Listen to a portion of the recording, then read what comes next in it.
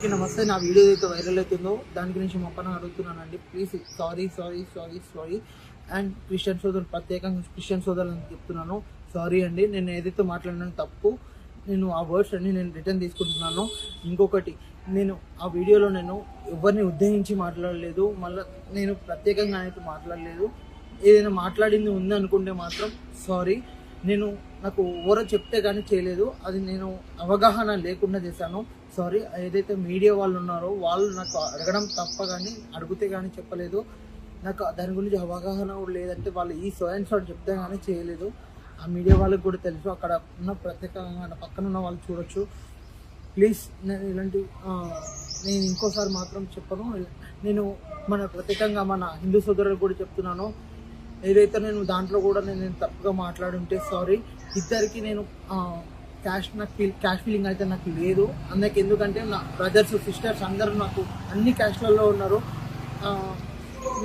నాకు ఏదైతే కాల్స్ కానీ మెసేజెస్ కానీ చేస్తున్నారో అందరికీ చెప్తున్నాను, నేను ఈ క్షమాపణ వీడియో ప్లీజ్ నన్ను చూసి నన్ను క్షమించండి. మన క్రిస్టియన్ సోదరులైనా సరే, నేను ఇంకోసారి మాత్రం మీకు నేనైతే ఇలా చేయను. ఇంకొకసారి క్షమాపణ అడుగుతున్నాను కోరుకుంటూ, ప్లీజ్ ఏమనుకోకండి. ప్లీజ్ క్రిస్టియన్ సోదరులు అందరికీ అడుగుతున్నాను, నన్ను క్షమించండి ప్లీజ్. ఏదైతే వీడియోస్ అయితే నాకు పెట్టారో యూట్యూబ్లో కానీ అవి ప్లీజ్ డిలీట్ చేయాలని కోరుకుంటున్నాను. ప్లీజ్ నన్ను క్షమించండి.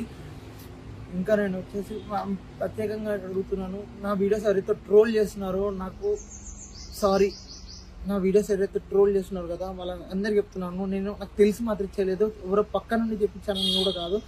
నాకు అవగాహన అయితే లేదు కాబట్టి మాట్లాడుతున్నాను. ఏ క్యాష్ ఫీలింగ్ గురించి తనకు లేదు.